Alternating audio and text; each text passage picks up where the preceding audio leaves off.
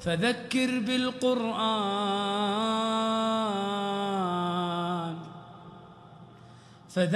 بالقرآن من يخاف وعيد۔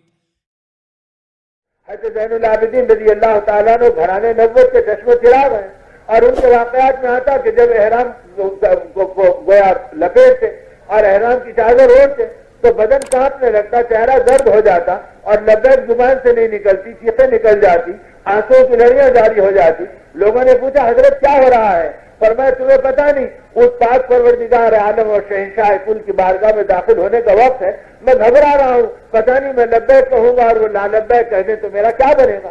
تو جن کی زندگی کے اندر اللہ کی عظمت و کبریائی طاری تھی، تو وہ احرام کے باندھنے سے ہی اپنی کپکپاہٹ اور نیت کے کرنے سے ہی اپنے دل کی دھڑدھڑاہٹ ان کے اوپر شروع ہو جاتی تھی۔ اور یہاں یہ ہے کہ وہ اللہ حفاظت کرے کہ حج سے ایک تفریح کا سبب بن گیا، وہ حج کو جا رہے ہیں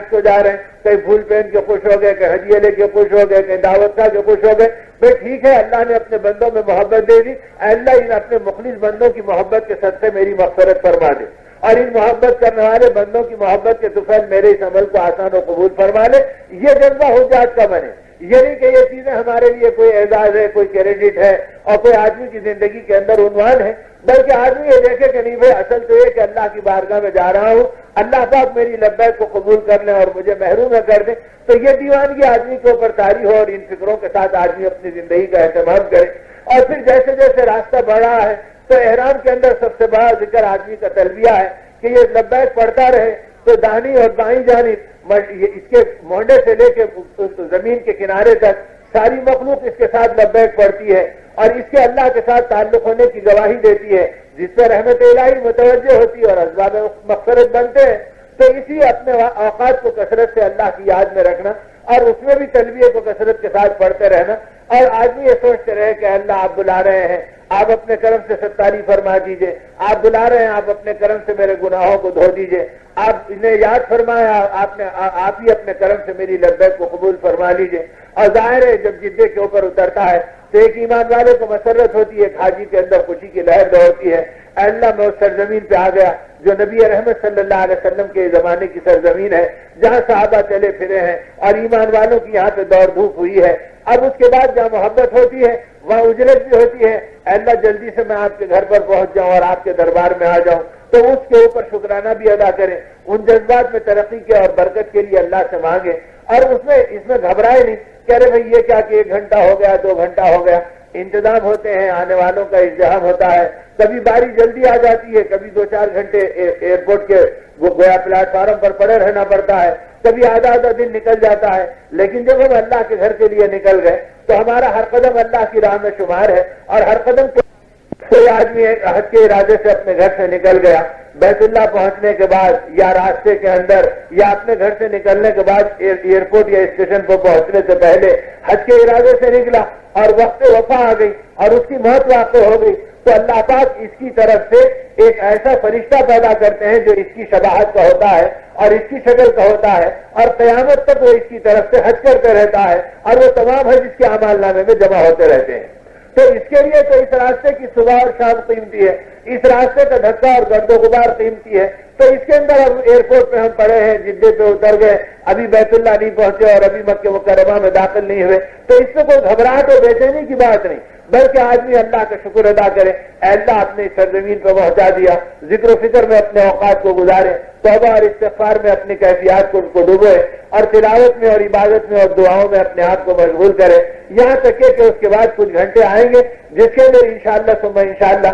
حجاج اپنے علاقے پر یعنی بیت اللہ کے قرب و جوار میں جہاں ان کی قیام گاہیں طے ہے وہاں پر پہنچا دیے جائیں گے۔ اب وہاں دل کا جذبہ تو یہ ہوگا کہ میں سواری سے کود پڑوں اور بیت اللہ کے اندر داخل ہو جاؤں اور اللہ کے گھر کے قریب جا کے لوٹ پوٹ کروں اور وہیں پر دیوانہ وار طواف کے اندر لگ جاؤں، لیکن معمولاً صحیح راستہ یہ ہے کہ جب ایک سفر کر آئے ہیں تو وہ اہتمام کے ساتھ پہلے اپنی قیام گاہ کے اوپر پہنچ جائے، جو جگہ معلم یا ہمارا منتظم بتلا دے اس جگہ کا اپنا جو بھی انتخاب ہوتا ہے اس جگہ کو دیکھ لیں، سامان سفر کو اسی جگہ کے اوپر رکھ کر اطمینان کے ساتھ سستا لیں، اور پھر وہ احرام جس کے اندر پلین میں وقت گزرا اور جدے کے ایئرپورٹ پہ وقت گزرا، اب اس کے اندر کئی بار آدمی کو طہارت کو جانا ہوا ہوگا، اور یا پھر پلین کے اندر اس کو اس مختصر سے طہارت خانے میں اور ٹوائلٹ میں لیٹرین میں جانا پڑا ہوگا، جو 2 فٹ چوڑا اور 2.5 فٹ لمبا کے کم و بیش کا ہوتا ہے۔ اب اس میں کبھی احرام ادھر ادھر لگا، کبھی پہلے کے حجاج نے پانی بہا دیا، وہ چھینٹے پڑ گئے۔ اب یہ سارے تکلفات یا تقدرات جو طبیعت میں آ گئے، اپنی قیامگاہ پہ اطمینان سے پہنچ کر احرام کا دوسرا جوڑا نکال لیں، اور اگر بغیر صابن کے اپنے آپ کو گویا تھوڑا سا غسل کرا لیں بجائے وضو کرنے کے، اور وضو کرنے کے ساتھ ساتھ گویا غسل بھی کر لیں، اور ورنہ کم از کم بدن پر سے پانی ڈال لیں، اور اس کے بعد ساتھ کے دوسرے نئے احرام کو باندھ لیں، اور پھر طبیعت کی سستاہٹ پوری کر کر کسی واقفدار آدمی کو اپنے ساتھ لے کر کہ بھئی تم اس سے پہلے چلے تھے یا اب آ کر ہم سے پہلے عمرے سے فارغ ہوئے ہیں، چلو بیت اللہ تک ہم کو بھی پہنچا دو، اور جب بیت اللہ میں داخل ہو تو اس کے آداب کی رعایت کرتے ہوئے اور دعاؤں کو پڑھتے ہوئے، اے اللہ میں آپ کے دربار میں آیا، فقیر بن کر آیا، سائل بن کر آیا، خطاؤں پر معافی کی بھیک مانگنے کے لیے آیا، رات و دن کے چھوٹے بڑے گناہوں کو دھونے کے لیے آیا، اے اللہ دھو دیجئے اور دھلوا دیجئے، اور اپنے کرم سے میرے اعمال نامے کو صاف کر دیجئے۔ لوگوں نے محبت سے مجھے دعاؤں کے لیے کہا، مولا میری یہ حاجتیں ہیں، میری اولاد کی دینی تربیت ہے، میری عورتوں کا متقی بننا ہے، میرے گھرانے میں ایمان کا ذکر اور آخرت کی فکر کا آنا ہے، اور میرے اپنے اہل تعلق کے اندر سچی زندگی کا وجود میں آنا ہے۔ اب جتنی دینی اور دنیاوی دعائیں ہیں، نمک کے کنکر سے لے کے جنت الفردوس تک اپنے دل میں سمیٹ لیجئے، اور اللہ اگر توفیق دے تو ان چیزوں کو مانگ لیجئے۔ اے اللہ اس زمین کے اوپر تیرے جتنے محبوب بندے آئے اور محبوب بندوں کے سردار حضرت محمد صلی اللہ علیہ وسلم تشریف لائے، اور انہوں نے جو کچھ خیر مانگا اور قیامت تک یہاں پر مانگے جائیں گے، میں ان سارے خیر کا آپ سے سائل ہوں، اور جتنے شرور سے انہوں نے پناہ مانگی، اے اللہ میں ان تمام شرور سے پناہ مانگتا ہوں اور آپ کی عافیت میں آنا چاہتا ہوں۔ ان ساری چیزوں کو جمع کر کچھ حسرتوں کے ساتھ، کچھ ململاہٹ کے ساتھ، کچھ اللہ خوف دے دے، اپنی عظمت دے دے، کچھ آنسو بہ جائیں، کچھ چہرہ نرم ہو جائے، پھر بلک کر اللہ کے پاس گھر کو دیکھیں، مولا جو کچھ آپ نے سائل کے دل میں ڈالا اور زبان پر ڈالا اور ذہن میں جمع کیا، یہ میرے سوال ہے، اپنے کرم سے اسے پورا کر کے مجھے مستجاب الدعوات بنا دے۔ اب نہیں معلوم کہ اس کے اندر اللہ پاک کتنی دعاؤں کو قبول کر لیں گے، اور جو نظر اللہ کے گھر پہ پڑ گئی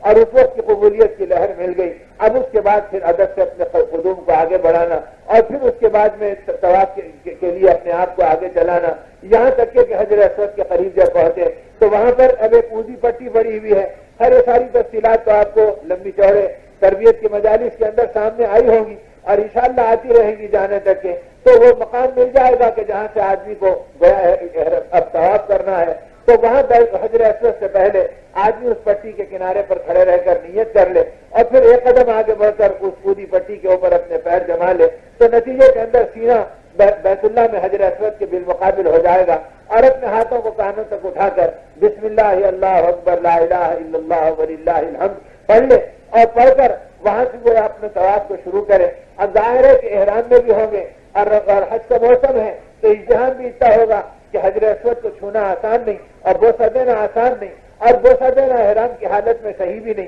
اس لیے کہ ہر لمحہ اس کے اوپر عطر کی شیشیاں اڈیلی جاتی ہیں۔ اگر کوئی آدمی احرام کی حالت میں قریب چلے جائے تو اس کے ہاتھ عطر سے بھر جائیں گے، وہ بوسہ دینے جائے تو اس کا چہرہ عطر سے بھر جائے گا۔ تو احرام کی حالت میں تو خود بھی اس سے بچنا ہے۔ بعد کے طواف میں جو خوش نصیب ہوگا اللہ اسے بوسے کی سعادت دے دیں گے، اور اس میں بھی چونکہ بوسے کا لینا یہ ایک مستحب عمل ہے، تو اس کے لیے آدمی کا لوگوں کو چیرنا، کسی کو ڈھکیلنا اور کسی کو اذیت پہنچانا، یہ ساری چیزیں حرام عمل ہے۔ تو بیت اللہ میں پہنچ کر ایذاء مسلم کے حرام میں مبتلا نہیں ہونا ہے، چاہے پورے حج کے سفر میں ایک مرتبہ بوسہ دینے کی نوبت نہ آئے تو اس سے حج میں فرق نہیں پڑے گا، لیکن ایک مرتبہ حاجی کو ڈھکیل دیا تو حج میں زمین آسمان کا فرق پڑ جائے گا۔ اسی اپنے آپ کو اذیت سے اور ایذا دینے سے بچانا، اور دور سے بھی اگر یہ حجر اسود کا اشارے کا استلام کر لے اور کرنے کے بعد اپنے ہاتھوں کو بوسہ دے لے اور پھر اس کے بعد طواف شروع کر دے، تو اس کے نتیجے کے اندر اس کا اشارہ کرنا، اس کا استلام کرنا، اس کا بوسہ دینا، یہ ایسے ہے جیسے اللہ سے مصافحہ کرنا۔ اب ایسی سعادت اس کے حصے کے اندر آئے گی تو اب اس وقت آدمی کے دل پہ کیا گزرے گی؟ اسی لیے فرمایا کہ جب آدمی حجر اسود سے پہنچے تو اس سے پہلے اپنے دل کو پاک کرے، دنیا کی محبتوں سے پاک کرے، گناہوں سے نفرت اپنے دل میں بٹھا لے، نیکیوں کی رغبت اپنے دل کے اندر بڑھا لے، آخرت کی فکر اپنی زندگی میں جما لے، اور اللہ کی عظمت اور کبریائی کو سامنے رکھ کر اللہ کے گھر اور حجر اسود سے پہنچے۔ اس لیے کہ حجر اسود میں اللہ نے وہ تاثیر رکھی ہے کہ جو جس کیفیت میں آتا ہے اس کیفیت میں مہر لگ جاتی ہے۔ اب اگر یہ دنیا کے دلدل میں پھنسا ہوا آیا، خواہشات کی محبتوں کے بکھیڑوں کو لے کر آیا، لوگوں کی عداوت اور سینے میں کینہ کپٹ لے کر آیا، تو اب یہ حاجی جب واپس ہوگا تو جہاں جائے گا اس سے فتنے پھیلیں گے، اس سے کینہ کپٹ پھیلے گا، اس سے دنیا کی محبتوں کے تذکرے پھیلیں گے۔ آج نتیجے کے اندر بدقسمتی سے ایسا ہو رہا ہے کہ اب حاجی صاحب آئے تو لوگ یہ نہیں پوچھ رہے کہ آپ کا طواف کیسا ہوا، آپ کا ملتزم سے لپٹنا کیسا ہوا، اور وہاں پر آپ کی کیفیات کیا رہی، آپ کے دل کی ارمانیں کیا رہی، آپ کے دعاؤں کے جذبے کیا رہے، آپ کے بیت الرسول کی حاضری کا کیا ہوا، بلکہ یہ پوچھ رہے ہیں آپ کی گھڑی کیسی ہے، آپ کا قلم کیسا ہے، آپ کے لاہے قالین کیسے ہیں، آپ کی چیزیں کیسی ہے۔ اب یہ چکر کے اندر حاجی پڑ رہے، تو ان چیزوں کے لیے تو حاجی کو اللہ نے نہیں بلایا تھا، اب تو دشمنوں نے وہاں پر پھیلا دیے سامان کے جال اور شکلیں پھیلا دی۔ اسی لیے ہمارے حضرت رحمۃ اللہ علیہ فرماتے تھے اور تمام عارفین امت فرماتے ہیں، یاد رکھو کہ اس بیت اللہ کے پاس جو برکت کی چیزیں ہیں، ایک زمزم ہے اور ایک مدینہ طیبہ کا کھجور ہے، بھائی یہ برکت کی ظاہری چیزیں ہیں، اور اصلی برکت تو دل کا پلٹ جانا، ایمان کی کوڑن کا بڑھ جانا، اللہ کی عظمت کا آ جانا، آقا کی محبت کا روگ و ریشے میں سرایت کر جانا، اور دنیا میں نبی کے غم کو لے کر بے قرار چلنے والی کیفیت کا پیدا ہو جانا، یہ حج کی مقبولیت کی علامتیں ہیں، اور اصلی تبرک حج کا یہ ہے۔